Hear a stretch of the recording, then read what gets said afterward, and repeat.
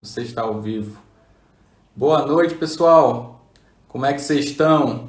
Então, hoje a gente está trazendo nossa primeira live aqui do Neuroschool.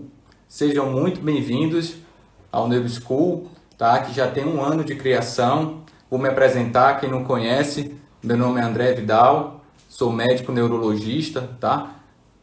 Fiz medicina na Universidade Federal da Paraíba, tá? E depois vim para São Paulo para fazer minha residência. A minha residência de neurologia eu fiz no Hospital do Servidor Público de São Paulo, em IANSP, onde tem uma das maiores enfermarias de neurologia, tá? Depois que eu terminei a residência, eu vim morar em Campinas, é onde que eu estou morando agora em Campinas. E aqui em Campinas foi onde que eu tive contato com vários colegas da área, inclusive o Carlos foi um dos colegas, tá? Um dos colegas que eu tive contato, tive o prazer, que tornou-se um amigo agora, tá bom? Então, assim, por que da criação do Neuroschool? O que é Neuroschool e qual é a finalidade e o objetivo? Bem, inicialmente, para quem não sabe, durante a minha graduação de medicina, eu fui monitor de neuroanatomia por 3 anos, tá? Foi lá onde que eu me interessei sobre a neurologia, foi lá onde que eu tive interesse de conhecer mais. Lá na UFPB, na medicina era o sistema modular. E no sistema modular, a gente via a neuroanatomia, gente, só em 4 semanas. 4 semanas para ver a neuroanatomia toda. E assim, é meio desesperador, né? Muito assunto, muito concentrado, só em 4 semanas. E o que que eu fiz? Assim que passou o primeiro semestre, eu fiz prova de monitoria. Então foi lá onde que eu tive o contato direto com a neuroanatomia, com as peças anatômicas, lá que eu consegui me aprofundar mais nas monitorias. E na prática a gente vê que a gente aprende muito mais, tá? Então foi aí que eu comecei a me interessar mais pela neurologia, neuroanatomia principalmente, tá bom? Então fui 3 anos monitor de neuroanatomia. Não sei se tem gente aqui da Paraíba, da UFPB, se lembra de mim. Sejam todos muito bem-vindos. Doutora Vanessa, Nicole, Lucas, todo mundo chega aí. Então, foi mais ou menos isso, gente. Foi assim que eu me aprofundei e comecei a gostar mais sobre a neurologia, tá? E aí eu fui monitor de 3 anos e quando chega um período antes de entrar no internato, a gente tem a neurologia, neuroclínica. E aí que eu fiz o link de tudo que eu tinha aprendido na neuroanatomia, fiz um link com a neurologia. E foi aí que eu decidi seguir aí para fazer a neuroclínica, tá? Além disso, participei da Liga Acadêmica, da Liga de Neurologia e Neuroanatomia lá da UFPB, tá bom? Então, aqui já em Campinas foi que eu comecei a parar para estudar, parar para pensar sobre o Instagram. Foi aqui que eu fiz, eu acho que o Instagram era um meio de que eu mantivesse sempre atualizado dos assuntos, estudando e mantivesse sempre assuntos atuais, sabe, do dia a dia, e que eu gostava muito de neuroanatomia. Se vocês forem ver, a maioria das minhas publicações tem muita coisa de neuroanatomia, então isso é um viés meu mesmo de monitor de neuroanatomia. Quem já deu monitoria aí de neuroanatomia sabe como é, então fica um pouco na gente essa questão da neuroanatomia. E a base é fundamental, tá? A base da neuroanatomia é fundamental para o conhecimento da neurologia. Isso eu bato na tecla, sempre falo para vocês. Tem várias postagens sobre livros que eu tive contato desde a época da graduação, como Ângelo Machado, depois já na residência. Então eu tenho uns 5 posts que eu falo detalhadamente a impressão que eu tive de livros que eu tive contato, da neurologia e da neuroanatomia, tá? Então a ideia do Instagram, do Neuroschool, era justamente trazer gente, assuntos atuais e com embasamento científico. E sempre aquela coisa prática, mais objetiva, deixar bem objetivo, com esquema, aquela coisa bem de medicurso. Não sei se vocês lembram do medicurso, como eles são bem didáticos em relação a isso. Então, minha ideia que era justamente passar para vocês a questão do conhecimento da neurologia, da neuroanatomia e da neurociência como um todo, tá? Através de assuntos atuais e com embasamento científico e um pouco da minha vivência como monitor, como neurologista, tá? A gente está sempre aprendendo e a ideia é compartilhar o melhor conteúdo possível, tá? Então, nesse momento inicial, a gente já vai chamar daqui a pouco o Carlos, tá? Queria conhecer um pouco de vocês aí, de onde que vocês estão falando, galera, pode falar aí. Professor Paulo, Vitória, Tem alguém do Nordeste, do Sul, do Sudeste? Podem falar aí, gente, não se acanhem não. Compartilha aí com seus amigos, pessoal que curte neurologia, neuroanatomia. Castro, Martins, Thaís, sejam muito bem-vindos. Tio Doctors, Gustavo Mato Grande, neuroradiologista, o cara é fera, cada postagem massa. Rômulo foi o ganhador do livro de semiologia neurológica, cara sortudo, hein, Rômulo? Bom tua presença aqui, meu velho, grande abraço. Professor Paulo de Campinas, quem mais, gente? Tem mais, vocês são da onde? Cuiabá, legal, Mato Grosso, muito bom. Vitória, ó, para quem não me conhece, eu nasci em Belém do Pará, tá? Lá no norte, Belém do Pará.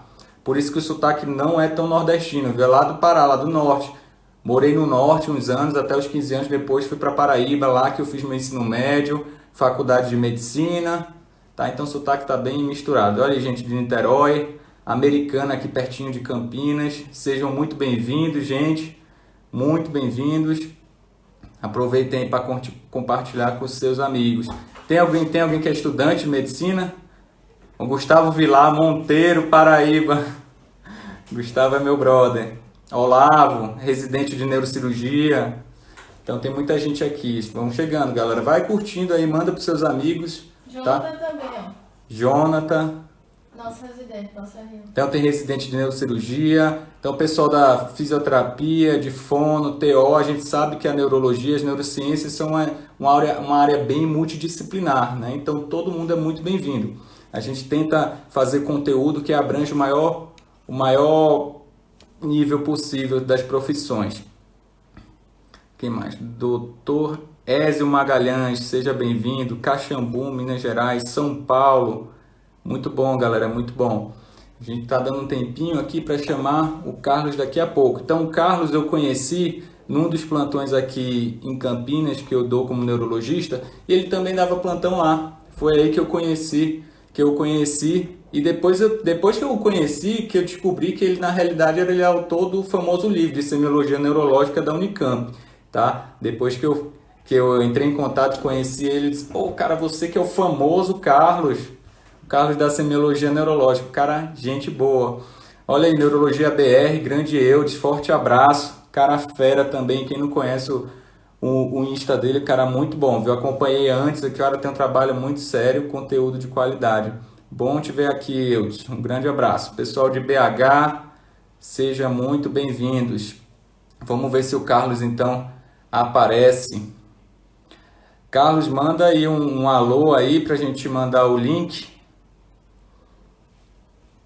Abraço, Eudes. Tem alguém que é estudante de medicina? Tem alguém que já é neurologista? Quem é da área? Quem não é? Pode comentar aí, galera. Não se acanhem. Laís Leilani eu conheço muito bem. É minha esposa, tá, gente? R4 de neurocirurgia, da área também, né? Podem participar, a gente chega. Alice é amigona minha, neurologista. Fez neurologia comigo lá no IANSP, agora está em Maceió. Seja bem-vindo. Cristiane, Laís, geriatra do Geritopics. Galera que não conhece o Geritopics, é muito top esse Instagram. Tio Doctors.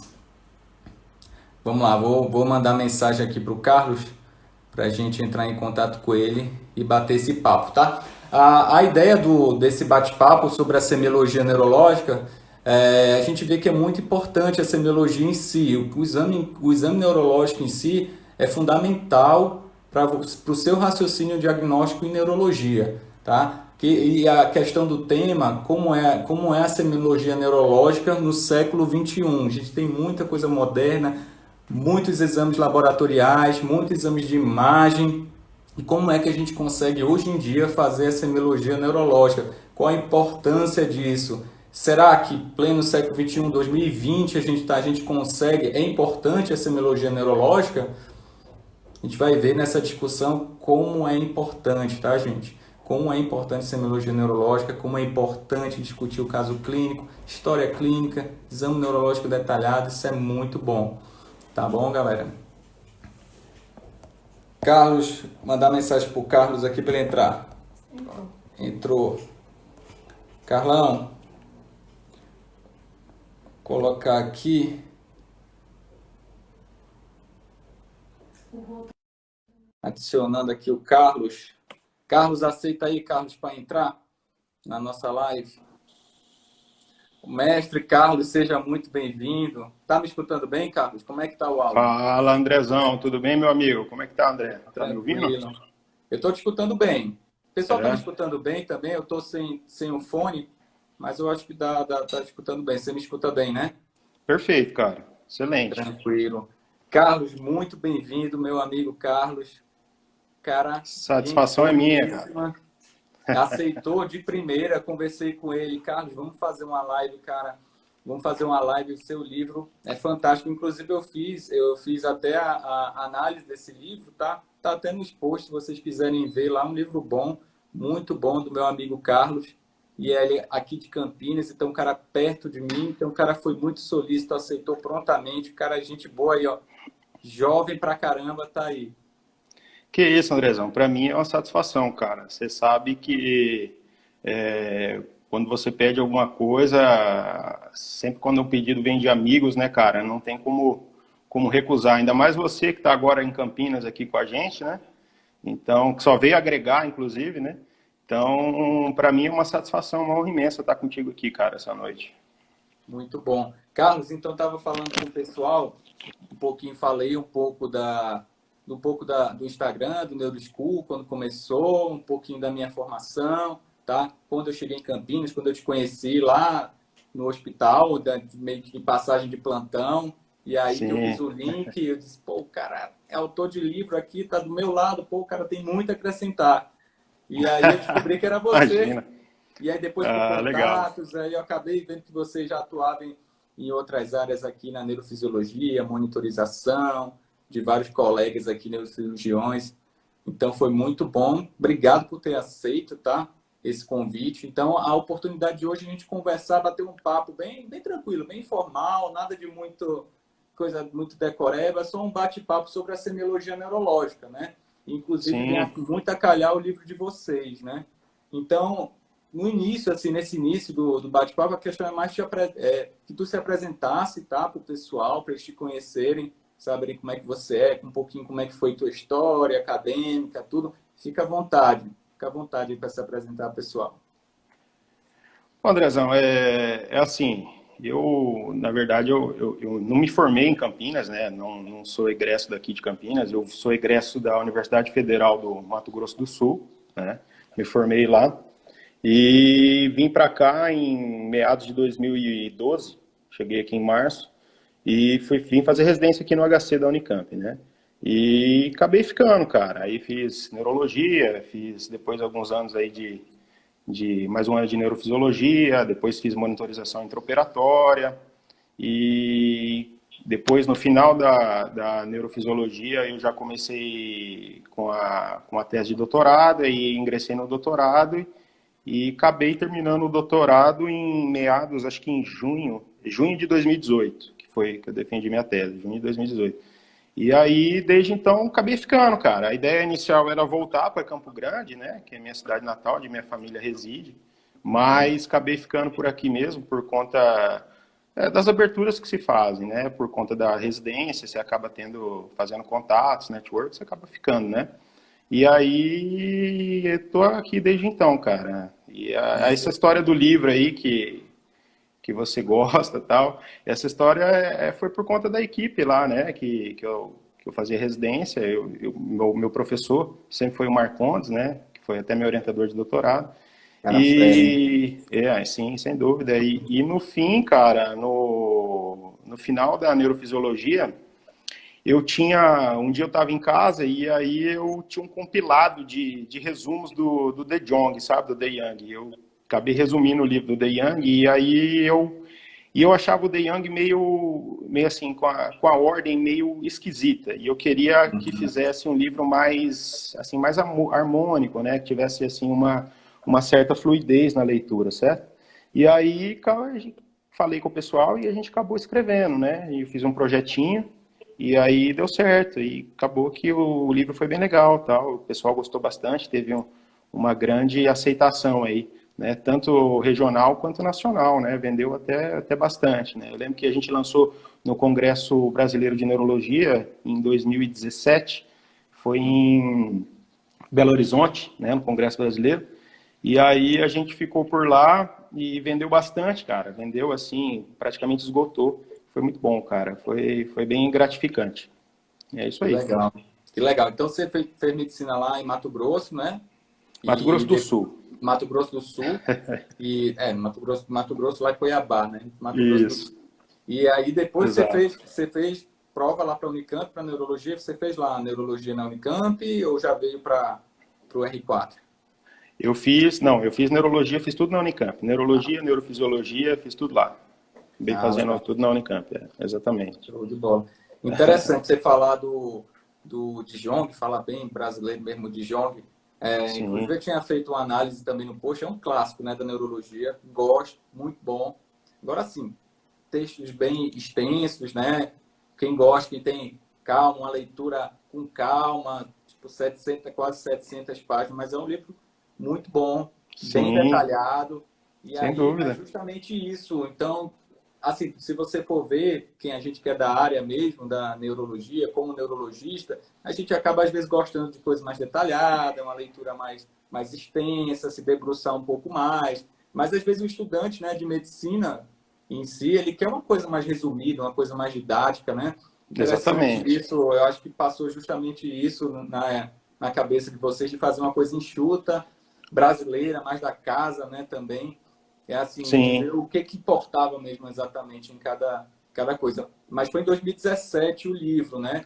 Mas você Cara, começou, quanto tempo durou a formação do livro? Como é que foi?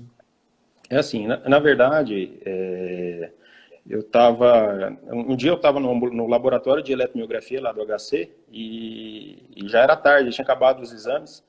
E eu estava. Eu não lembro o que foi algum caso diferente e alguma coisa que eu tinha esquecido no exame neurológico. Eu não lembrava o nome do sinal, porque eu sou um cara que eu gosto muito de sinais, sabe? Então, eu acho que a graça da medicina são os epônimos, né? Eu acho que é o que faz a medicina ser legal. Não sei, eu E sempre bonita, né? gostei. E bonita, exatamente. E que valoriza quem escreveu, né? E de certo modo, Andrezão, nesse dia eu estava lá e eu estava no laboratório e já tinha acabado os exames e eu estava tentando lembrar algo e peguei meu peguei meu De Jong e fui procurar. E eu não lembrava onde estava direito, sabe? E eu já tinha lido o De Jong inteiro, inclusive, e tinha resumo do De Jong. E aí acabou que eu tive essa ideia. Eu peguei, montei um projeto, tudo certinho, falei com a editora, mandei o projeto e depois falei com a Ana Marli e com o Marcondes, né, que Uhum. foram meus orientadores, e aí a gente acabou colocando em prática, sabe? Mas a questão do De Jong é que ele é o livro, é a grande bíblia do exame neurológico, né, que a gente tem atualmente. E só que assim, ele tem uma leitura meio que difícil. Ele meio que ele vai ruminando certos assuntos que talvez não precisassem, né? Então, esse livro da semiologia da Unicamp, ele tem tudo que o De Jong tem. Eu tenho a plena certeza disso. Tem tudo. Só que com uma linguagem um pouquinho mais fluida, né? Então eu acho que eu acho que o que fez sucesso no livro foi isso, né? Inclusive a primeira tiragem do livro foram 1.000 exemplares, vendeu assim de cara, já fez a segunda tiragem e o ano que vem a gente vai fazer a terceira tiragem, né? E a gente vai colocar alguns capítulos, algumas coisas a mais, principalmente no quesito de morte encefálica, que mudou bastante, né? A gente teve a atualização aí Sim, sim, sim.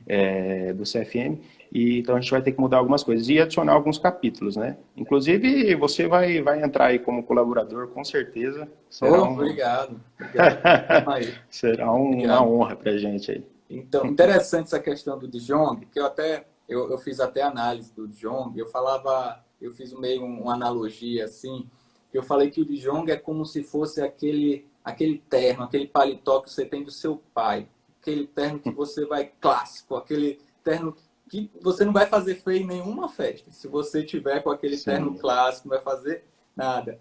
E muito bom. Aí eu falei os pontos mais não, digamos, negativos, mas depende do perfil de cada um. de justamente dos textos longos, por exemplo, o sinal de Babinski, eles são 2 páginas para descrever o sinal de Babinski, descreve totalmente tudo. Mas assim, eu digo que é um clássico, está sempre todas as bancas de prova de título, concurso, sempre vai estar lá o de Jong, tudo. E é um clássico, como se fosse um terno que você vai do seu Com pai, certeza. coube você, você vai fazer bonito na festa, não fique tranquilo. Exatamente. Se você for pegar o livro, o nosso livro, ele é um livro que ele é basicamente o De Jong somado com o Mohan Krom, né? Então eu gosto muito de um autor que é o Mohan Krom, que é da escola norueguesa, né? Então ele é um cara assim excepcional, assim, ele tem um livro de semiótica bem abrangente. Então eu acho que a gente usou muita coisa, assim, né? Eu acho que você deve conhecer o Dr. Benito, né? Você é da Desmilenizante. Sim, sim. O Sim, Dr. sim, o Benito também. pai do Dr. Alfredo. Exato. Sim, Então, Dr. Benito, ele acrescentou muito em muitos aspectos, assim, que ele traz coisas, né, das escolas nórdicas, né, das escolas que ele fez residência de neurologia na Suécia, né, não sei se você sabe. E, então, ele tinha alguns sinais, assim, que de fato não tinha no De Jong, e aí a gente foi pesquisar tudo. Então, coisas que agregaram bastante, como, por exemplo, o sinal de Grasset, né, que a gente usa muito o sinal de sim, Grasset sim. lá na Unicamp. Muito Eu acho que interessante. é Olha, um... conhecer esse sinal de Grasset eu não conhecia, tá, gente? Lá no Yankee a gente não usa muito e não é muito comum nas outras escolas, Não né? usa, não usa, não usa, não usa. E nos hospitais que eu dava plantão, sempre tinha descrição de sinal de Grasset, Grasset, Grasset. O que diabo é isso? Eu vou lá, coloquei lá, a primeira referência que apareceu foi o teu livro, o livro lá da semiologia. E aí eu fui ver, logo no primeiro capítulo, vocês falam dos grandes neurologistas, né? Inclusive, eu estava vendo do Mohan Krom, justamente era aquele lá da Noruega, né? Então, é até Isso. conhecido como Blue Book, né? O O livro livro azul da azul. neurologia, né? Bem Exatamente. interessante. Bem interessante. Então, Exatamente. puxando isso também um pouco da história da semiologia, Carlos, queria que a gente falasse um pouquinho, porque assim, tudo que a gente sabe hoje também da neurologia, a gente deve também aos grandes estudiosos de neurologia, né? Desde começando, você estava justamente fazendo um resuminho do capítulo 1 da semiologia neurológica, ele fala um resumo da neurologia como um todo, os grandes neurologistas, fala Sim. de Charcot, né, que é, digamos assim, o pai da neurologia, né, não escreveu nenhum livro, né, mas seus discípulos como Babinski, Joseph Babinski, então, muito interessante, a gente deve muito a eles, né? O que você tem Sem a dúvida. dizer um pouco aí desses grandes neurologistas aí? Tem várias escolas, né? Escola francesa, escola alemã, escola inglesa, norueguesa. Fala um pouquinho aí pra Então, na gente. verdade, André, o Jean Martin, o Charcot, ele não escreveu o livro, né? Ele não deixou, né? Então, e às vezes a gente tende a não valorizar as pessoas que não deixam os conhecimentos escritos, né? Um exemplo clássico, né, que nós temos é o Sócrates, né? Sócrates foi um grande filósofo e ele não deixou nada, absolutamente nada escrito, né? Foi só com Aristóteles que a gente começou a ter as primeiras escrituras aí da filosofia, né? Pós-socrática. E Charcot, nesse mesmo sentido, né, ele também não deixava nada escrito. Ele foi um grande professor. Eu não sei se você já teve a oportunidade de conhecer Salpêtrière. Eu acho que todo neurologista, quando for a Paris, tira uma manhã para conhecer Salpêtrière. A Salpêtrière é um hospital belíssimo. Eu estive lá em 2014. E lá, cara, a gente tem um hospital gigante, assim, tem um departamento neurológico que remete muito à história da neurologia moderna, né? Inclusive, todas as ruas da Salpêtrière são nomes de neurologistas, tá? Então, você tem a rua do Babinski, você tem a rua do Charcot, a rua do Pierre Marie, então você tem a rua da galera toda lá. O Charcot, eu acho que ele é o grande pai, né? Na verdade, ele descreveu várias doenças que a gente sabe hoje. Por exemplo, esclerose lateral amiotrófica foi descrita por ele, esclerose múltipla, ele fez grandes ensaios. O Parkinson per se, né, apesar de ter sido escrito por James Parkinson nos Estados Unidos acho que em meados de 1820, 1817, não sei, que ele descreveu a paralisia agitante, mas foi Charcot que meio que cunhou esse termo e descreveu os pormenores da semiótica da doença, né? E então o Charcot, ele tem um grande papel. Ele tinha vários discípulos, né, o Charcot. Um deles, que você acabou de citar, é o Babinski.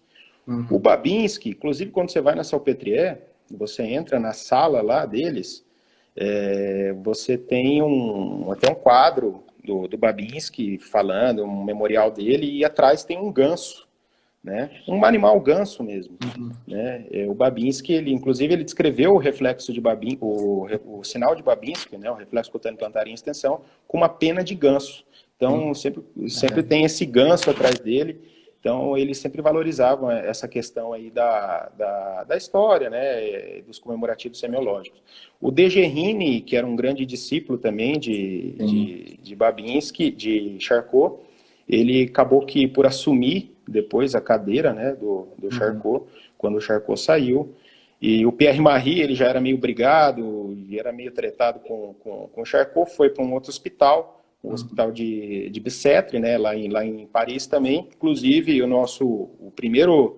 o cara que deu início, né, à neurologia aqui no Brasil, fez um estágio, acho que por volta de 1904, 1906, ele fez um estágio com Pierre Marie nessa instituição, né, lá no hospital. E aí ele voltou e escreveu o livro, né, o primeiro livro de semiótica neurológica brasileiro, que foi escrito por Aloysio de Castro, e foi um aluno de Pierre Marie, né? Então, é muito interessante isso, né? O Gilles de Tourette, né, que é da síndrome de Tourette, que todo mundo conhece, né? Até as pessoas que não são neurologistas conhecem a síndrome de Tourette, também era um grande discípulo de Charcot. Inclusive, quando o Charcot e o Tourette, né, eles escreveram a síndrome de Tourette, a doença de Tourette, o Charcot, em homenagem ao seu orientado, né, porque ele era o orientador do Tourette, ele deu aí o nome da doença, né, falou, não, pode colocar o seu nome na doença. Então, eu acho que era um cara diferenciado, né. Muito bonita essa questão das histórias dos grandes neurologistas, porque assim, a gente fala assim, ó, gente, não é para decorar os nomes, os epônimos, mas é bonito, tem uma certa classe, né? Tinha uns professores meus que diziam que tem uma certa classe, assim, você sabe qual é o motivo do reflexo, do sinal, de liberação piramidal, por exemplo, Babinski, mas você sabe também quem foi o cara, quem foi o grande neurologista, né? De Guerrini mesmo, ele tem várias contribuições, né? Que a gente já viu da distrofia face-escapulomeral. Sim. Né? O De Guerrini, ele descreveu várias coisas, né, cara? Ele descreveu a síndrome de Landoso-De Guerrini, que é a face escápula. Inclusive, você fez um post essa semana passada. Outro dia eu falei. Um clássico muscular, né? Isso, pois é. Ele descreveu também a outras síndromes, né, famosas, síndromes bulbares baixas, né, que você tem lesão do hipoglosso com trato córtico-espinhal, dando hemiparesia contralateral, atrofia de língua, ips, né? Legal, então, a síndrome de De Guerrini. Interessante. Exato, a síndrome de De Guerrini soltas, né, que envolve aí o tálamo, né, que tem aquela hemanestesia contralateral com perversão aí, que nós temos perversão das sensações, o paciente, ele ouve um som alto e sente dores no lado acometido, então é algo que merece respeito, né, então o De Guerrini foi, e ele fez um livro, né, acho que o primeiro livro aí da Escola Neurológica Moderna foi feito por ele, né, em 1914. Semiologia das afecções do sistema nervoso. Em francês, não sei falar francês, mas... Muito menos eu. Isso.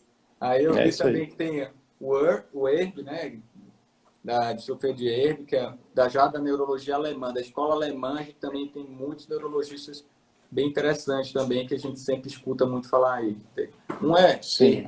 O Erb, não sei como é que se fala o Erb, ele era um neurologista alemão, né? Ele descreveu algumas coisas, a mais clássica é a paralisia obstétrica do neném, né? Quando você faz a tração cefálica, você lesa o plexo braquial, você tem a síndrome de Erb, do Chene, né? É uma lesão de C5, C6, o paciente ele vai ter uma atrofia de deltoide, bíceps, vai ter uma pronação do braço, e vai ter aquele sinal, né, do garçom pedindo o tip, né? Então, o Erb, ele fez essa descrição. Ele era alemão, se eu não me engano, ele era discípulo do Friedreich. Isso, Friedreich. O Friedreich era outro neurologista alemão, cara, que descreveu a ataxia de Friedreich, que todo mundo sabe, né? A ataxia recessiva genética autossômica recessiva mais comum aí, né? Então, o Nikolaus Friedreich e o Westphal. O Westphal era outro neurologista alemão que também descreveu várias coisas, né? O mais famoso aí é a síndrome de Westphal, né, que nós temos. O sinal de Westphal, né, que é a reflexia patelar, enquanto você tem radiculopatias L3, L4, né, por conta de compressão da raiz. O Westphal era da escola alemã. A parte de reflexo também, ele sistematizou bem o exame neurológico, de reflexos também, bem interessante, né? E aí, na escola inglesa, que a gente tem também, tem o Gowers, né? Gowers, neurologista, um eminente neurologista da escola inglesa, né? O Sir Gowers, né? As contribuições deles aí. Fala. Exato. O Gowers, na verdade, o Gowers ele escreveu o levantar miopático de Gowers, né, que a gente consegue ver nas distrofinopatias, né, então aquelas crianças que têm alterações musculares por conta de deficiência de distrofina, você tem o levantar miopático que escala o corpo, né, vai escalando as pernas até ficar em postura ereta. Então ele teve essa grande contribuição. Se eu não me engano, o Gowers, ele fez a Bíblia da Neurologia. Ele fez o Novo Testamento da Neurologia, se eu não me engano. Se foi o Gowers, eu acho que sim. A Bíblia foi ele mesmo. Foi ele mesmo, né? Então, ele fez o Novo Testamento da Neurologia. Exatamente. Então, o outro inglês famoso é o Holmes, né? O Holmes, aí que o pessoal que está iniciando na semiótica neurológica deve conhecer. O Sir Holmes, ele descreveu o reflexo, o sinal de Stuart Holmes, né? Que é o sinal do rechaço por conta... cerebelar. Exatamente, por conta dessa sinergia que a gente tem de agonistas e antagonistas, né?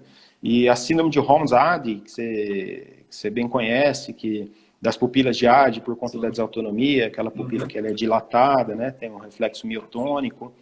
E então, esses caras aí, eles tiveram grande importância, né? Na escola inglesa. Eles eram do Queen Square, né? Do Queen Square, lá em Londres. Totalmente. Queen Square tem um martelinho também, Queen Square. Martelinho reflexo, muito bom. E aí, chegando agora já para a escola, digamos, americana, né? Tem alguns neurologistas que tiveram sua formação na Alemanha, mas depois migraram para os Estados Unidos, né? E começaram aí uma história. Acho que o Wartenberg também é um desses, né? Que ele migrou para os Estados Unidos e depois começou também essa história aí mais americana, né? A gente falou Exatamente. do O Wartenberg... O de Jong também, né? O de Jong entra aí, já é americano, já mudou de século já. A gente já estava falando do século XIX, agora do século XX. O Wartenberg, ele é egresso aí da escola germânica, né? E daí ele foi para os Estados Unidos e ele descreveu alguns achados. Ele fez um tratado de reflexos. Ele fez um tratado de reflexos, se eu não me engano, em 1945, 1950. Acho que em 1945, no findar da Segunda Guerra Mundial, ele estava lançando um livro. Enquanto o pessoal estava na guerra, ele estava escrevendo um livro. O Westphal assim, o Westphal não, o Wartenberg tem grande representatividade nos reflexos, né? A gente tem, por exemplo... Tem muitos reflexos dele, né? Exatamente, né? Por exemplo, nós temos o reflexo palmar, né? O reflexo palmar C8T1 mediano ulnar, quando você faz a percussão, né, com a interposição dos dedos nas falanges proximais e mediais, é o reflexo de Wartenberg, né? Então, são sucedâneos, né, do Bester no punho, né, e do Tromner do Hoffman, que a galera conhece tudo aí, né, a galera que gosta de semiologia sabe. Então, o Wartenberg também descreveu várias coisas. Ele descreveu o pêndulo de Wartenberg, né, pacientes que têm hipotonia ou então lesão cerebelar, tem de ter aquele reflexo hipoativo com pêndulo, né, quando você bate o reflexo patelar. Wartenberg também descreveu o sinal do quinto dedo de Wartenberg para pacientes que têm paralisia lesão do nervo ulnar, quando vai colocar a mão no bolso, o dedinho fica para fora, né? Tem um post lá com um exemplo lá do sinal de Wartenberg, é o dedo do bolso. Pois fica de fora do bolso, na realidade. Isso, Legal, exatamente. Legal. Então, o Wartenberg é esse cara aí. Muito bom. E aí, na escola americana também aí vem o de Jong, né? A gente já mudou aí agora para o século XX, já em 1900, mais ou menos 1950, né? E ele que publicou The Neurological Examination, né? Que é Sim. que a gente chega nesse que é o clássico. que a gente começou, né? Que é o clássico. Exato. O De Jong, ele fez aí em 1950, se eu não me engano, foi a primeira edição do livro dele, e depois foi aprimorado, não aprimorada, mas lapidada por Campbell, né, que é um grande neurologista. O De Jong, ele fundou a Academia Americana de Neurologia, foi um dos fundadores, né, então um cara que tem grande representatividade aí, e a nossa Bíblia atual, né, que nós Com utilizamos. certeza. Todo mundo, Sim, sem dúvida. melhores artigos do neurólogos da Academia Americana Ah, de Neurologia. O próprio congresso, né, muito famoso, esse ano não teve, infelizmente, mas um dia irei também para esse congresso. sim, Ainda não sim. fui ainda Esse, no esse congresso. congresso, Andrezão, eu assim, é fora de sério. O congresso americano é incomparável com qualquer congresso. Congresso mundial, europeu, brasileiro, que são bons, são excelentes, mas o congresso americano assim, tem aulas que começam às 5 horas da manhã, entendeu? Você vai às 5 horas da manhã com aulas hands-on e tal, então é fenomenal. Os que foram sempre falam muito bem, realmente. Vamos Exato. ver aqui. Beleza. E aí, chegando no Brasil, o que você tem aí dos grandes neurologistas aí, brasileiros, né? Chegando à nossa casa agora. Todos com um pezinho na Europa, né? Pelo que eu vi, os grandes neurologistas brasileiros sempre passaram por Paris, conheceram um pouco da escola francesa, um pouquinho da escola alemã. Exato. Então, na verdade, os grandes aí que nós temos, o que fundou mesmo, que começou, né, foi o Aloysio de Castro, que ele formou em 1904, não sei, acho que em 1904, e em 1906, 7 ele foi lá para Paris. Ele não foi para Salpêtrière, porque o Pierre, ele foi para ser aluno ser fellow do Pierre Marie. O Pierre Marie, ele era meio brigado com o Charcot, então o Pierre Marie estava na Bicêtre, que é outro hospital ali. E aí ele ficou com ele lá. Depois ele voltou para o Brasil e deu origem aí ele, inclusive, ele escreveu um livro, né, que é o Princípio, né, que inclusive eu tenho esse livro, depois eu posso até mandar para você fazer um post aí, é um livro bem antigo. E depois do Aloysio de Castro nós tivemos o Austregésilo, né, o Austregésilo do Famoso Sinal, né, Astrogés. do Sinal de Austregésilo. Ele era um neurologista brasileiro, formado aí no Rio de Janeiro, né? E ele fundou a Descobri que nasceu primeira... em Recife, ele é nordestino, viu? Ele é nordestino, nasceu em Exato. Recife, mas foi Pronto. para o Rio de Janeiro e fez a maior parte aí do Então tá Rio de explicado, Janeiro. então tá explicado. A inteligência tá explicada. Eu costumo dizer que os nordestinos eles têm uma inteligência além do normal. Bom, então ele fez a faculdade ali no Rio de Janeiro, cara, e aí ele não foi para lugar nenhum, ele fundou a escola, primeira escola neurológica do Brasil, tá? Ele foi ali no Rio de Janeiro, pelo Austregésilo, e o Austregésilo ele fez um sinal, né? Ele descreveu um sinal, que é o sinal famosíssimo, que é o sinal de Austregésilo, que é um sucedâneo de Babinski, né? Lesão do trato córtico-espinhal, quando você tem compressão aí do vasto medial ou vasto intermédio da coxa, né? Do quadríceps, o paciente faz o cutâneo plantar em extensão quando na evidência de uma lesão, né, do Depois eu piramidal. vou até postar a foto do sinal da Austregésilo, que é Isso, interessante também o pessoal saber e valorizar um pouco desse isso, sinal legal. semiológico brasileiro, né? Exato, é brasileiro, exatamente, é brasileiro. E assim, e a gente tinha a escola carioca aí da neurologia, e mais na escola paulista, a gente tem que lembrar mais do Tolosa, né? Quando vem o Tolosa na nossa cabeça, a gente sempre lembra dos reflexos espôndilos, né? Dos espondilianos, né? O espôndilo braquial, o espôndilo crural, com a percussão das apófises espinhosas, e o paciente com lesão piramidal tende a ter a flexão do bíceps, né, quando é espondilo braquial, e o adutor ativado quando você tem a percussão das apófises espinhosas lombares, né. Então, o Tolosa também ele teve bastante participação com a descrição de alguns sinais da neurosífilis, né. Então, o Tolosa é um cara muito importante aí na semiótica neurológica brasileira, né. Legal. E eu vejo que o Aloysio de Castro e o próprio Austregésilo, ele também tem um pezinho também no distúrbio do movimento, né? Vi que eles também têm uma vasta aí documentação, já muitos filmes, principalmente sobre distúrbio do movimento. Bem interessante isso, né? Exatamente. O Aloysio de Castro, ele tem vários filmes, né? Ele trouxe isso, né?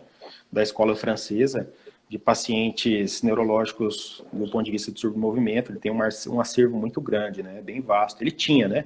quer dizer, deve ter ainda, né, preservado aí na academia, mas ele é responsável pelo grande conhecimento do saber aí, do saber dos fenótipos que a gente evidencia dos seus movimentos, né? Então é um cara que contribuiu muito.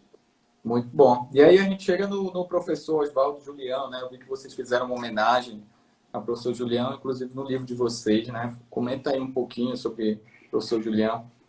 O professor Oswaldo de Freitas Julião, ele é egresso da Escola de Medicina da USP, de São Paulo, tá? Então, ele que fundou o departamento de neurologia aqui da Unicamp, né? Então, o Julião, ele veio da USP, ele se formou lá, trabalhou um tempo, depois ele veio para cá e acabou fundando aí a Escola Neurológica da Unicamp, né? E foi a primeira aluna dele, né? A primeira residente foi a doutora Ana Marli. Eu não sei se você já... Conheci. Exato. Eu fiz uns cursos bem famoso de vocês, aqueles cursos de neuromuscular, aí conheci a doutora Ana Marli. Inclusive, tá ainda nos ambulatórios aí da neuromuscular. Gente boníssima.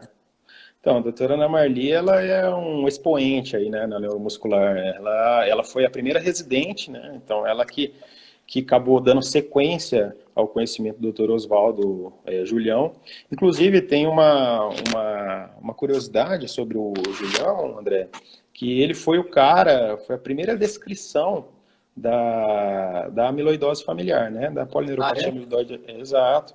A polineuropatia amiloidótica familiar, que é a doença de Corino de Andrade, ela foi descrita por Corino Andrade lá em Portugal, né?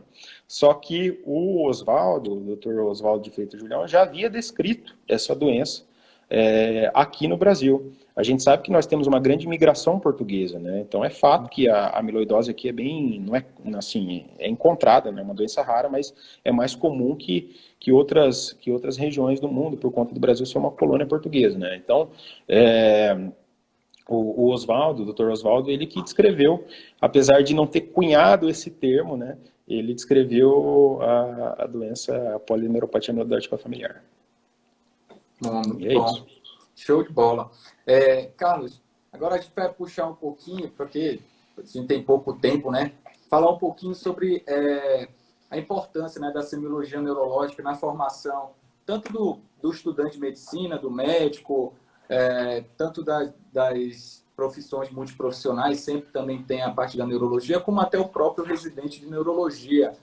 Qual a importância da semiologia neurológica na construção do saber de neurologista? O que você me diz aí?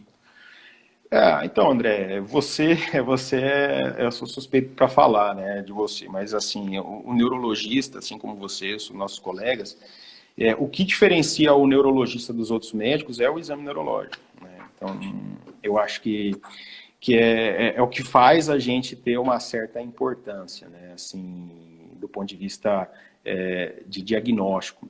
Você já cansou de dar plantão?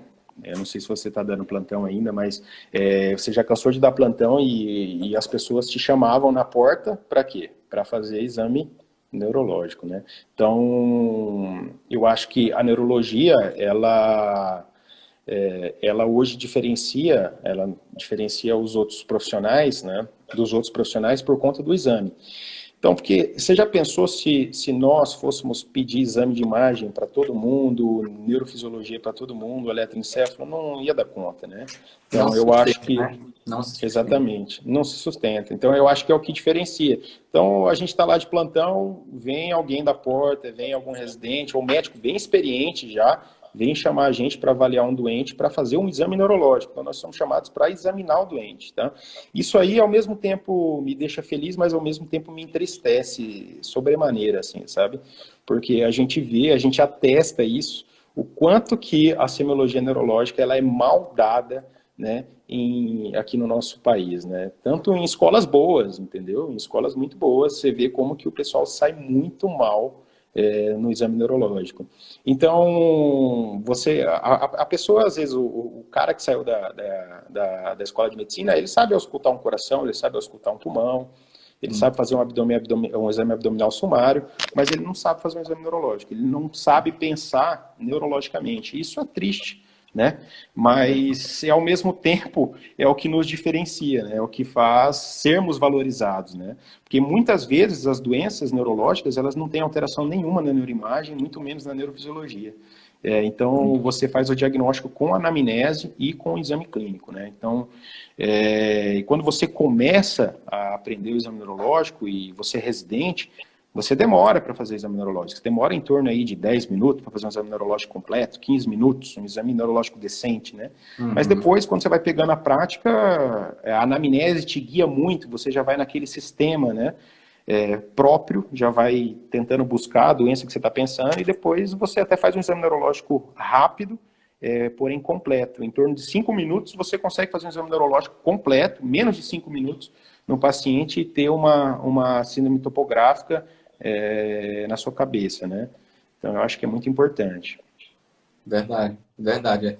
E agora, qual o papel assim que você vê do preceptor em si, do professor em si, né? Como também o incentivo à neurologia é importante também. Eu acho que muita gente fez neurologia em si porque tinha um bom professor, tinha um cara que gostava de ensinar neurologia e que te fez também escolher. Que se vê Exato. assim que muitas pessoas não escolhem certas especialidades porque não tiveram uma boa formação, né? Isso. Exatamente, cara. A gente costuma gostar daquilo que a gente sabe, né? Então, a pessoa que faz medicina e fala, eu não gosto, por exemplo, de ginecologia. Eu não gosto porque você não sabe, entendeu? Então, tudo que você sabe, você acaba gostando, entendeu? E no começo da faculdade, você tem aquela questão da neurofobia, né? Então, Sim. o pessoal entra na faculdade achando que a neuro é difícil. Mas a neuro, se você for parar para pensar, ela é fascinante, ela não é difícil e ela é fascinante porque ela é uma das poucas especialidades que você precisa da anatomia bem estruturada na sua cabeça e da fisiologia bem estruturada. Quando você vai auscultar um coração, por exemplo, você vai auscultar um coração, certo? Você não precisa saber o ciclo cardíaco de cor. Você não precisa saber o que é descenso X, descenso Y, onda A, onda C. Você não precisa saber. Enchimento ventricular rápido, enchimento ventricular lento. Você ausculta o coração e você sabe se o paciente tem um sopro sistólico, diastólico, mesodiastólico. Você sabe. Agora, a neurologia não. Se você não sabe a anatomia e a fisiologia, não adianta ir para a semiologia, que você não progride. Não progride, não tem jeito. É diferente das outras áreas. Nas outras áreas, você progride, você pode auscultar, auscultar muito bem o coração, saber todas um sopro de Austin Flint. Você pode saber o que é um sopro de Austin Flint e saber identificar. Mas você não precisa saber o que é um tendão de Todaro, por exemplo, um tendão de Todaro cardíaco. Na neurologia não dá. Na neurologia, para você saber diferenciar uma síndrome de Foville superior de uma Foville inferior, saber diferenciar um Millar Globler de uma síndrome de Landry, você precisa saber da anatomia, você precisa saber a fisiologia. Senão você não progride na semiologia. Por isso que as pessoas não gostam de semiologia neurológica. Por quê? Porque elas tiveram um ensino ou uma neurofobia muito grande no primeiro e no segundo ano de medicina. Elas não aprenderam a neuroanatomia, a neurofisiologia de modo adequado. E elas chegam na neurofisiologia, elas não progridem, porque elas não entendem. Então, às vezes, é diferente. E você, às vezes, não sabe, você não tem noção, você não aprendeu, por exemplo, você não sabe, por exemplo, que a válvula tricúspide tem tal coisa, ou o anel mitral tem 4,5 centímetros. Às vezes você não aprendeu isso, mas você sabe identificar, por exemplo, uma B3, entendeu? Você sabe auscultar legal. E você começa a gostar, porque você não precisava tanto da anatomia. A neurologia é diferente. Você tem que saber a neuroanatomia e a neurofisiologia. A fisiologia também, entendeu? Então, e por isso que o pessoal não gosta tanto, né? E aí você chega nos pronto-socorros da vida e a galera não sabe examinar, né? Mas, na verdade, é porque já criou-se isso desde o terceiro ano, segundo ano, e as pessoas fizeram aí o curso para passar, entendeu? Vamos passar na neurologia aí, vamos que vamos. Verdade. Por isso que eu Mas bato ela é muito na fascinante. tecla, Carlos. Eu bato muito na tecla de neuroanatomia é a base de tudo. Neuroanatomia e a neuroanatomia funcional. Você tendo essa sedimentação, né, esse alicerce, você vai para frente. Você dispara na frente Sim, não, não. de muita Fica muito gente. fácil. A semiologia fica muito, muito, muito fácil quando você domina assim a neuroanatomia, só basicamente, não precisa saber coisas mirabolantes. Você sabendo o básico da neuroanatomia e o básico da fisiologia, tá? Você leu lá o básico do Guyton lá, você vai saber a neurosemiologia facilmente, entendeu? Então, aí, na verdade, as pessoas às vezes até criam um pouquinho de fobia também na semiologia por conta dos epônimos, né? Sim, Mas você não precisa saber os epônimos também. É que eu, como você, meu amigo, eu acho que você acaba guardando as coisas pelos epônimos. Os epônimos acabam me facilitando, entendeu?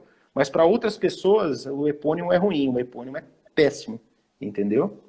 Então, ele acaba criando uma entrave aí para o conhecimento da pessoa, né? verdade. Eu sempre falo, você tem que saber o que que é.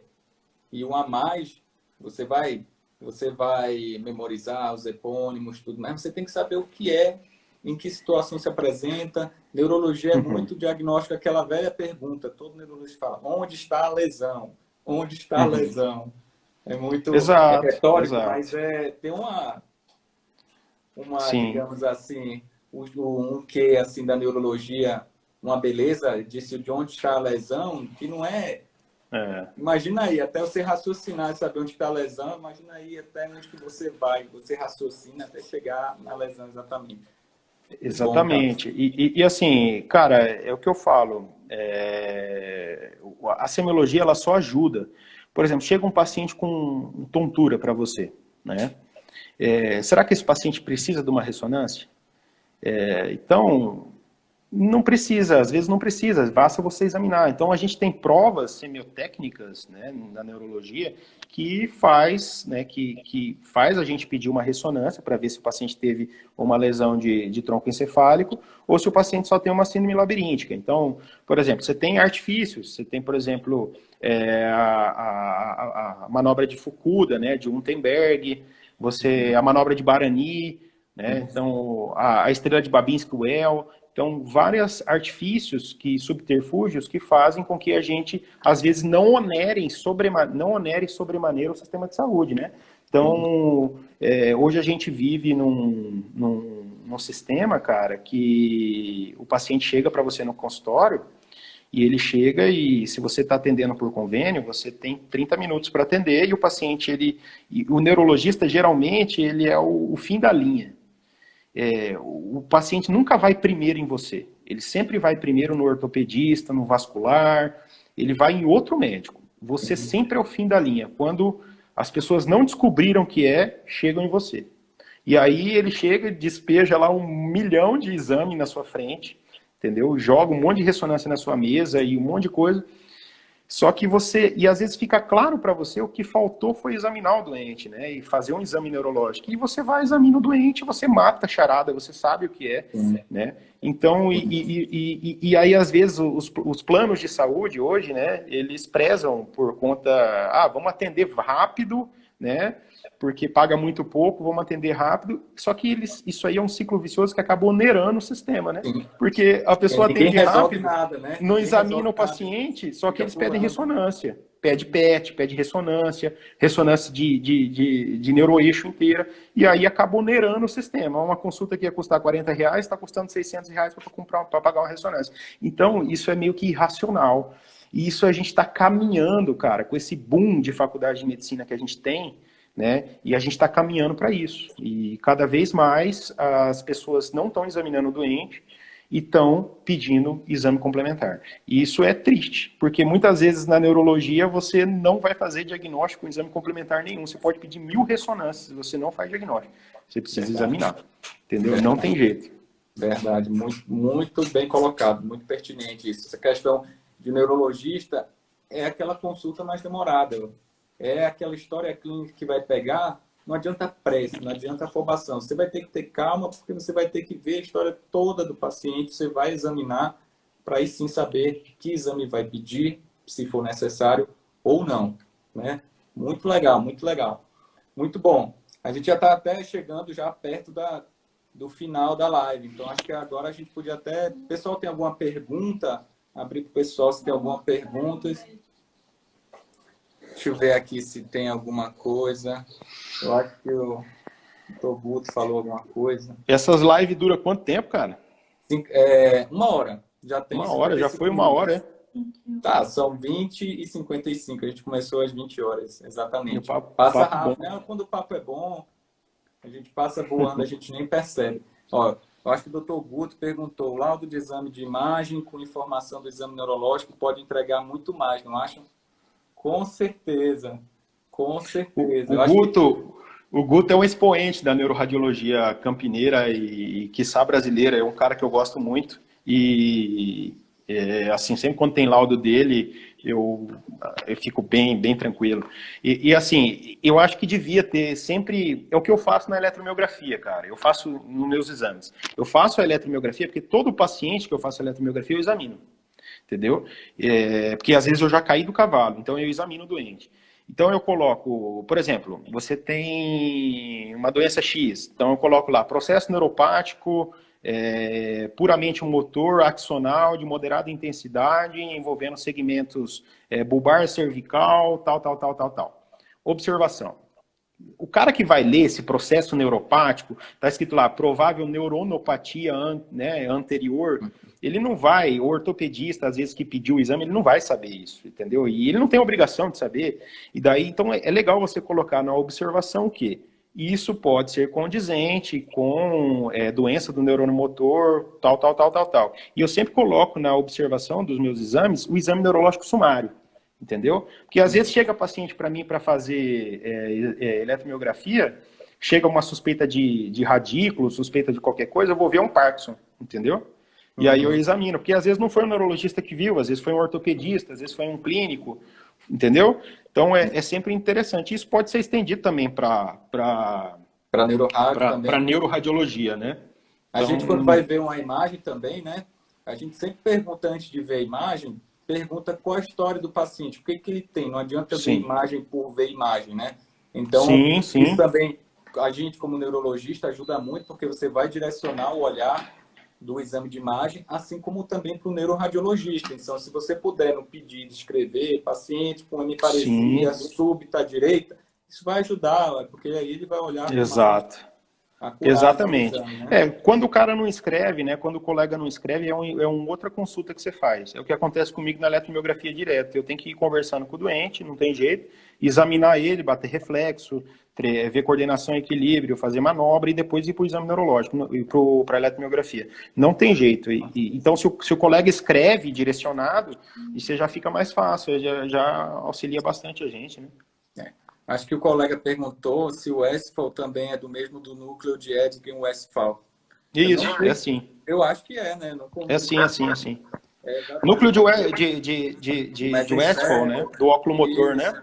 Responsável aí pelas fibras parasimpáticas do óculo motor no mesencéfalo. Ele é o Westphal, sim, sem dúvida. O famoso núcleo de Edgen Westphal. Deixa eu ver se tem mais alguma pergunta. E o Edinger é a marca de cerveja, né? Tô brincando. Perguntaram aqui se vai tá pensando no segundo simpósio de Sêmio. Aquele primeiro que você fez, que eu fui, inclusive, excelente. Então, nós estamos pensando em fazer agora, mas nós vamos fazer ele online, né? Boa. Porque não tem como, né? Por conta da peste.